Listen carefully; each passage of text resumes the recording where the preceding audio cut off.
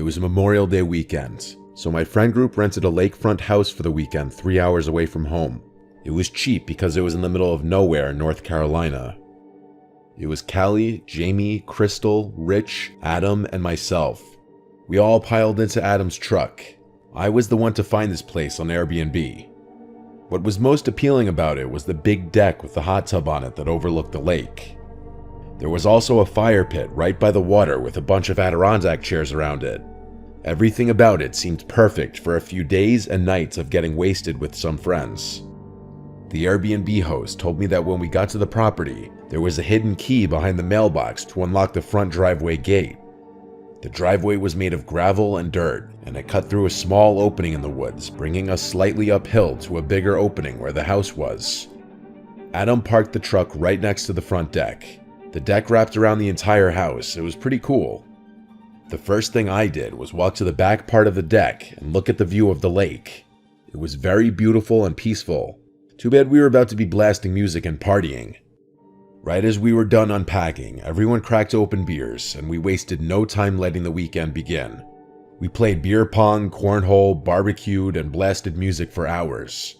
We were really loud because, as far as we knew, this was the only house around here. It's not like there were any nearby neighbors to complain. The phone connection out there was very spotty, so we really were just living in the moment, socializing with each other, not distracted by social media and whatnot.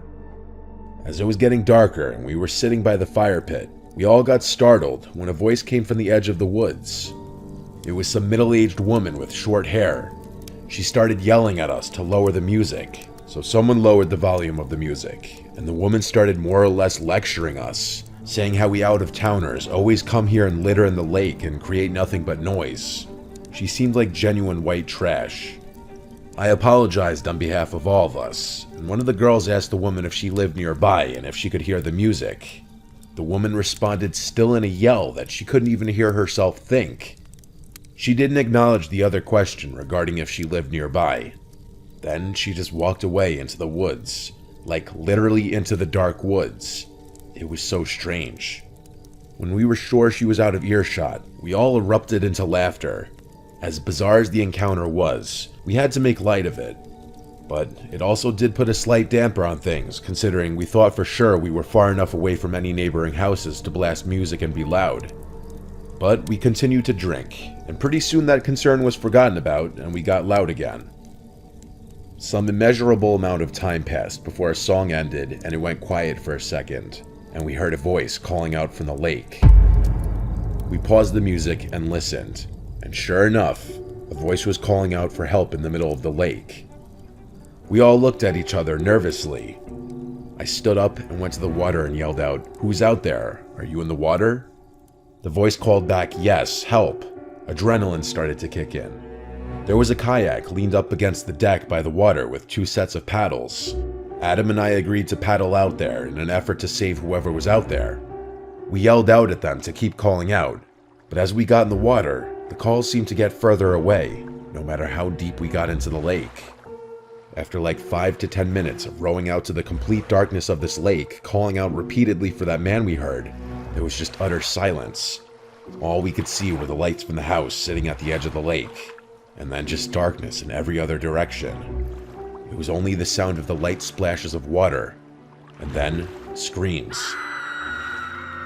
Female screams coming from the direction of the house. They sounded gut-wrenching, like genuine screams of danger. It sounded like more than one, at least 2 of the girls' screams. We immediately started paddling back, even more panicked now. The screams stopped long before we got back to the shore. We screamed out for our friends, but we checked inside and outside of the cabin, and all 4 of them were gone, vanished without a trace. We tried texting and calling them, but we had no bars, of course. Adam's truck was still there, so we took it and drove up the road looking for the nearest neighboring house, and we found it. A similar opening in the woods that led up a hill and onto a property where we saw a house with the lights on. We went to ring the doorbell multiple times. No one ever answered. We went to look through one of the windows in the front, and what we saw sent chills up my spine. We could see clear as day into the living room. There was a lamp on in the corner, and in the middle of the room, somewhat close to the window, was that trashy woman we saw who came and yelled at us before. She was standing still, doing nothing, just facing the window looking out at us. She had a borderline angry-looking expression. We yelled asking for help, but when she wouldn't move, we were too creeped out to stay there and left. As we got back in the truck, about to drive to another house, my phone started vibrating, and it was Rich calling me. Thank God. I picked up and asked where they were, what happened, but I could barely get a word in, as Rich said there were 2 men with axes in their hands, wearing masks over their heads, walking towards them out of the woods, hence why the girls screamed, and they all ran away down the road. One of them was currently on the phone with 911, and they were waiting it out in the woods right on the side of the road. It wasn't long after that the call disconnected, and I wasn't able to reach him again. So we waited on the side of the road not far from the house, and when we finally saw flashing lights coming down the road, we waved them down and asked them to help us find our friends first. So we drove up the road until we saw our friends come out from the woods waving their hands. We scooped them up and followed the police back to the house. But here, we collected all of our belongings, as Rich and the girls all frantically recounted what they had just went through. The Airbnb was oddly enough not broken into from what it seemed, and none of our stuff was taken. There was no sign of any men with axes. We also told of the cries for help in the lake, which I believe prompted a search team coming to the scene, but by then we were already long gone out of that place. We never looked back. After much persistence and battling with Airbnb and the host, we got our money back for the stay. Well, most of it.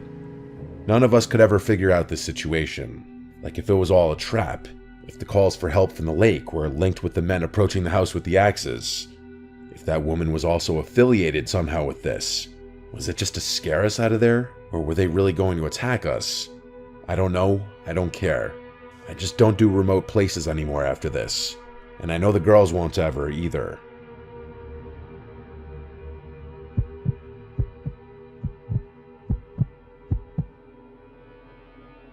It was Memorial Day weekend of 2021. The world was recovering from COVID. Everyone was looking to celebrate. That included my friends and I. Our friend Jacob has a really nice big boat. Well, his dad has a big nice boat, but Jacob gets to use it. The lucky bastard was born into a lot of money. We do reap some benefits from being friends with him though. Out in the bay was a big boat meetup planned for Memorial Day, so our core group, Tony, Mikey, and I all met up at Jacob's house on the water, and we took the boat out from there to meet up with Jacob's other boat friends.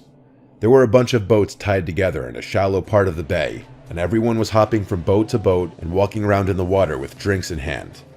I was getting really drunk along with everyone else, and unfortunately, I'm including Jacob.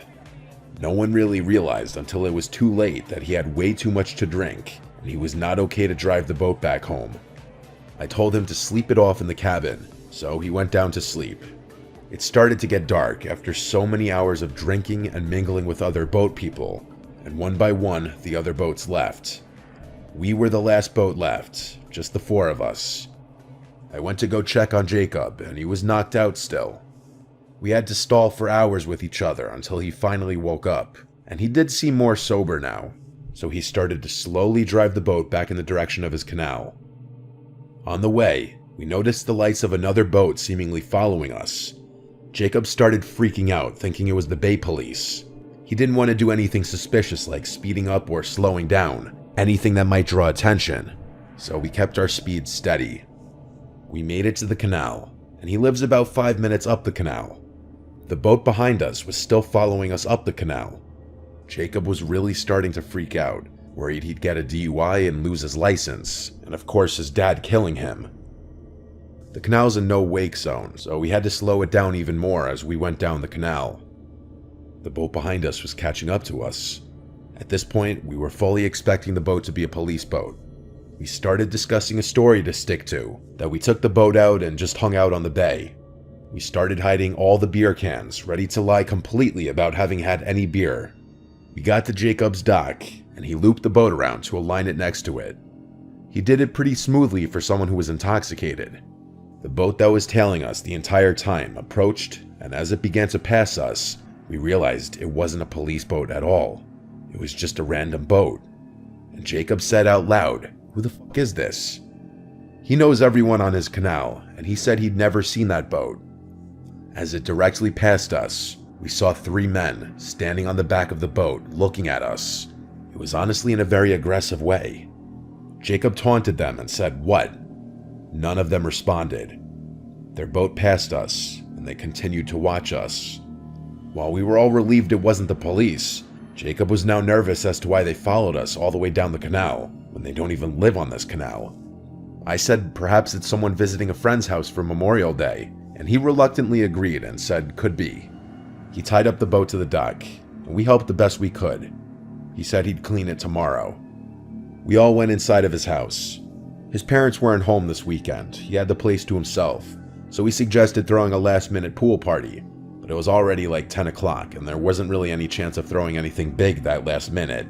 So the 4 of us went back outside to just hang by the pool, continuing to drink, with all of us planning on crashing at Jacob's place for the night. That boat passed by the house again within maybe 10 minutes, and that's when we really got suspicious. The men on the boat again stared at us, and this time Jacob said nothing. The night became a daze at some point after this. My memory gets really foggy as I guess I blacked out. The next thing I remember is waking up with extreme cottonmouth in the middle of the night. At first, I thought the unbearable thirst I was feeling was what caused me to suddenly wake up, but I was very wrong. I looked around the room and saw Tony and Mikey on the couch as well, sleeping. I went to the kitchen to drink some water from the faucet like a water fountain. That's how thirsty I was. But in the kitchen, I was met with someone else, dressed in a cliché all-black robbery outfit, including a black ski mask, and he was clear as day holding a gun. I didn't scream. He aimed the gun at me and told me not to make a sound. An unexplainable feeling, knowing that my existence could have ended at any given moment and everything would turn black, washed over my body. He said to me in a quiet voice, "Where is the owner of the house?" I whispered, "I don't know." He asked me where the owner's bedroom is, and I shakily said upstairs. He had me lead him upstairs as he was behind me with a gun to my back. He threatened to shoot me if I made any sudden moves or calls for help. It was when I got to the top of the stairs that I realized there were 2 men behind me, not just one, both of them in the same all-black robbery attire. I really didn't want to, but I led them to Jacob's room, where he was passed out sleeping as well. The 2 men shut the bedroom door and had me wake Jacob up without making a commotion. Jacob came to reality, looking around the room, and momentarily freaking out before one of the men got closer to him with the gun in his face, telling him to be quiet. This was when the man with the gun pointed at Jacob demanded to know where the safe was. Jacob's family's loaded, and their house is huge, along with their boat, and it's common for rich families to have safes somewhere in the house. Jacob led the 2 men and myself to his dad's room, to a certain closet, and at this point, they forced him to call his dad to get the combination. Jacob explained to his dad that we were being held at gunpoint and he needed to give the combination, and so Jacob's dad complied. The 2 men took all the contents inside of the safe and put them into a bag. This included savings bonds, cash, jewelry, and various important documents. After this, they ran out of the house. We didn't hear a car speed away or anything, so they must have had a getaway vehicle further away, not on the block. But after posting on multiple outlets, including the Ring Neighbors feature, and reporting it to local news outlets, no one really could identify the 2 men. I think it's fairly safe to say those men on the boat followed us to find out where Jacob lived, since it was a very nice boat, and they must have seen potential dollar signs.